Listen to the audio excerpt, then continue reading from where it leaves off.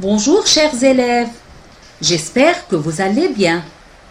Aujourd'hui, nous allons apprendre une nouvelle leçon de grammaire qui s'intitule la proposition subordonnée relative. D'abord, lisons ensemble cet extrait. Je voudrais vous parler de quelqu'un que j'aime beaucoup. C'est un homme qui n'est pas très connu. Il est retourné au village où il a vécu ses premières années pour revoir ses amis et ses proches. Ses souvenirs d'enfance sont toujours gravés dans sa mémoire. L'homme dont je vous parle est mon ami intime Jacques.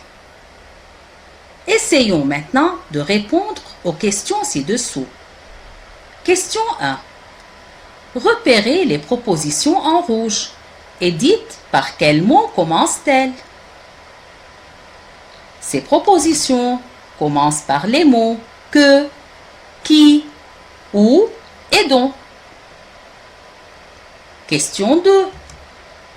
Nommez les mots après lesquels ces propositions sont-elles placées.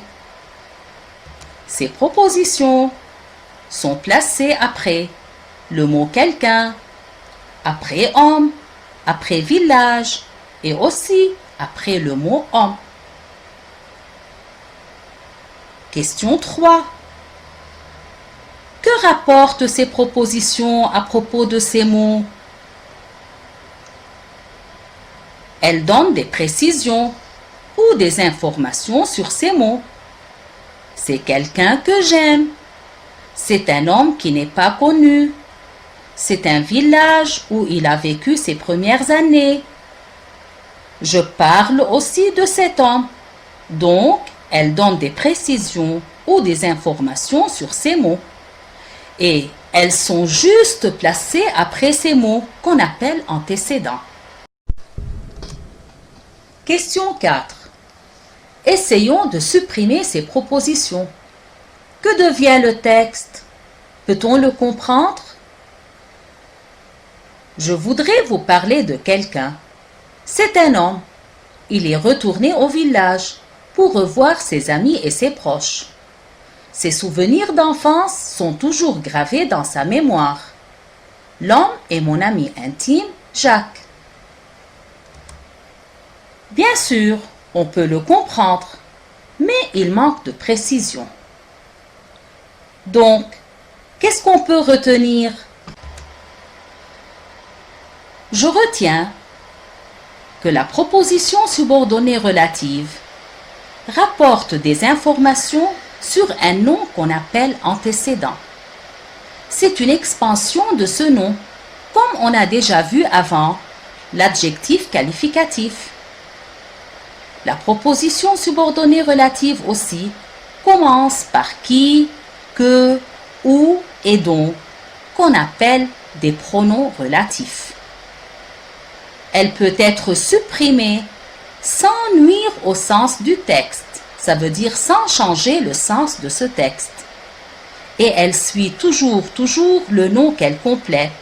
Et elle a une seule fonction, elle est toujours complément de l'antécédent.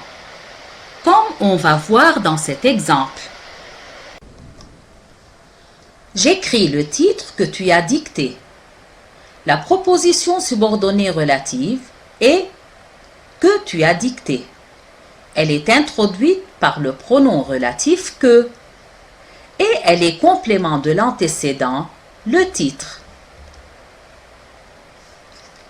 Après avoir expliqué le rôle et la fonction de la proposition subordonnée relative, passons maintenant à l'étude du pronom relatif qui l'introduit.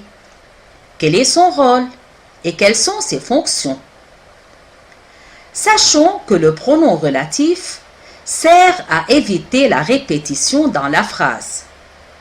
Il relie deux propositions et il a plusieurs fonctions qu'on va voir à travers ces exemples. Exemple 1. La mère va au marché. Le marché est loin. Quel est le groupe répété dans les deux phrases? C'est le marché. On cherche sa fonction dans la deuxième phrase. Qui est-ce qui est loin? C'est le marché. Donc le marché est sujet du verbe est. Le sujet est toujours remplacé par le pronom relatif qui. On obtient la phrase suivante. La mère va au marché qui est loin. Sachons que le pronom relatif doit être toujours utilisé juste après l'antécédent, qui est ici marché. Exemple 2. J'ai vu le film. Tu as regardé le film. Quel est le groupe répété? Le film. Quelle est sa fonction dans la deuxième phrase? Tu as regardé quoi? Le film. Quoi, ça veut dire c'est un complément d'objet direct. On ne le remplace pas par qui, on le remplace par que. Donc le complément d'objet direct est toujours remplacé par le pronom relatif que. On obtient comme résultat « J'ai vu le film que tu as regardé ».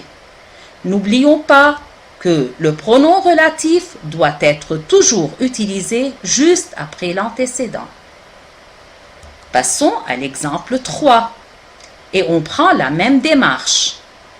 Donne-moi le livre, je t'ai parlé de ce livre. Quel est le groupe répété dans les deux phrases? Livre.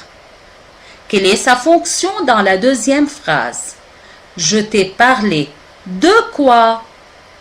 Quand je pose la question de quoi, c'est un complément d'objet indirect. On le remplace par dont, parce qu'il est introduit par la préposition de. Donc, quand le complément d'objet indirect est introduit par la préposition de, on le remplace par le pronom relatif dont. On obtient la phrase suivante. Donne-moi le livre dont je t'ai parlé. Je répète encore une fois que le pronom relatif doit être toujours utilisé après l'antécédent.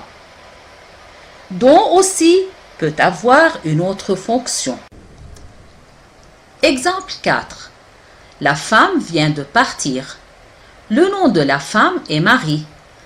Quel est le groupe répété dans les deux phrases? C'est la femme. Quelle est sa fonction dans la deuxième phrase?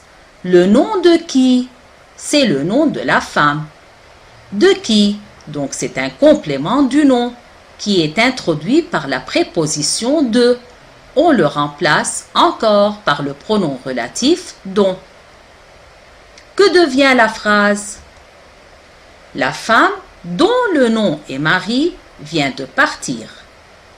N'oublions pas encore que le pronom relatif doit être toujours utilisé juste après l'antécédent qui est ici femme.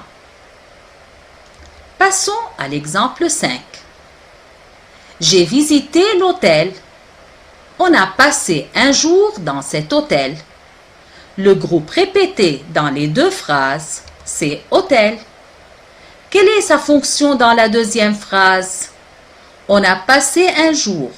Où? Dans cet hôtel. Quand on pose la question où, ça veut dire c'est un complément circonstanciel de lieu qui est remplacé par le pronom relatif où. N'oublions pas l'accent sur la lettre U.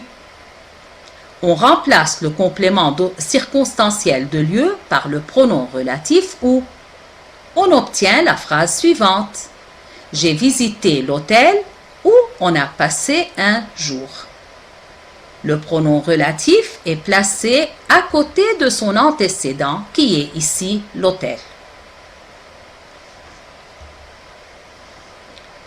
Conclusion. La démarche à suivre pour relier deux phrases à l'aide d'un pronom relatif de façon à éviter les répétitions. 1. Je trouve le nom répété et je le souligne dans les deux phrases. 2. Je trouve sa fonction dans la deuxième phrase. 3. Je le remplace par le pronom relatif convenable. S'il est sujet, on le remplace par qui? COD, par que. Si c'est un complément d'objet indirect, ou bien un complément du nom introduit par la préposition de, on le remplace par le pronom relatif dont. Et si c'est un complément circonstanciel de lieu, on le remplace par le pronom où. Dernièrement, j'écris le pronom relatif juste après son antécédent dans la première phrase. La leçon touche à sa fin. J'espère que vous l'avez bien comprise. Maintenant, à votre tour, réécoutez une deuxième fois la vidéo et essayez de refaire les exemples sur votre cahier de maison. Merci mes chers élèves et à nous revoir le plus tôt possible. Prenez soin de vous-même.